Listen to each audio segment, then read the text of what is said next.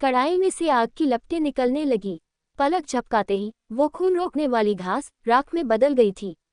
इस कढ़ाई की एक खासियत ये भी थी कि वो अपने आप राख को सीधे बाहर कर देती थी। इसे देखकर विदुर खुद को हंसने से रोक नहीं पाए और जोर से हंस पड़े। उन्हें देखकर ध्रुव भी हंसने की कोशिश करने लगा, क्योंकि वो जानता था कि गलती उसकी ही थी। फिर विदुर ने अपनी हंसी रोकते हुए ध्रुव से कहा, मुझे लगता है तुम अपनी गलती समझ गए हो। अपनी कोशिश जारी रखो। विदुर की बात सुनकर ध्रुव ने एक बार फिर कोशिश की। एक बार फिर उसने अपना हाथ आगे लेते हुए खून रोकने वाली घास का वन गुच्छा कढ़ाई में झोंक दिया।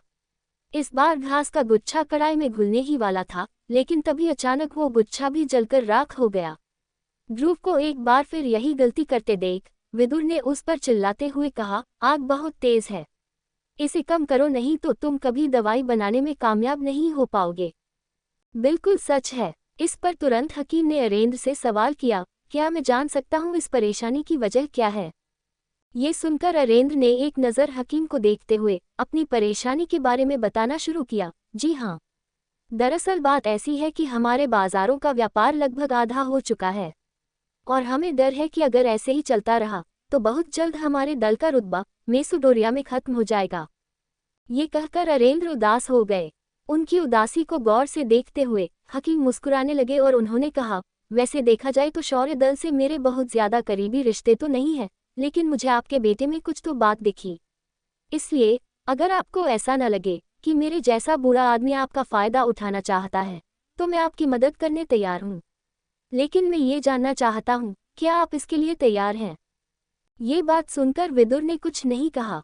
ऐसा इसलिए था क्योंकि वो अच्छे से जानते थे कि सायरा की बातों पर भरोसा नहीं किया जा सकता था।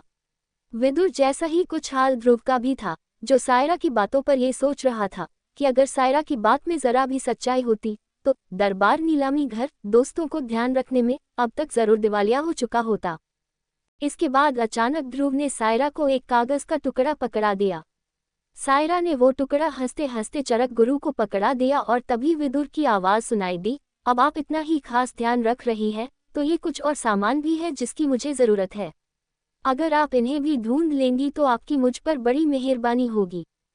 पिछली बार की तरह इस बार सायरा कुछ भी गलत नहीं सोच रही थी। वो हकीम को देखकर मुस्कुरा रही थी और तभी चरक गुरु ने वो कागज का टुकड़ा एक नौकरानी को पकड़ाते हुए कहा, ये सामान जल्द से जल्द ढूंढो। अरेंद्र के इस सवाल का जवाब देते हुए ध्रुव ने कहा, मैं उन्हें बहुत अच्छे से नहीं जानता, उनसे मिले हुए थोड़ा ही वक्त हुआ है, इतने कम वक्त में कैसे जानूंगा कि वो कहाँ से आए हैं, लेकिन मैं इतना जानता हूँ कि वो एक अच्छे हकीम हैं। ध्रुव अपने पिता से सच कह रहा था, लेकिन उसके बाबा ने उसकी बात सुनकर कहा, ये सब बकवास है।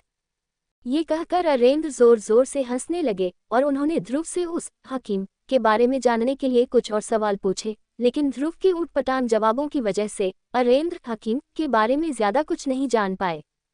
फिर आखिरकार उन्होंने अपना सिर हिलाते हुए ध्रुव से कहा, बहुत शैतान हो तुम, मुझे समझ भी नहीं आ रहा कि तुम सच बोल रहे हो या फिर झूठ।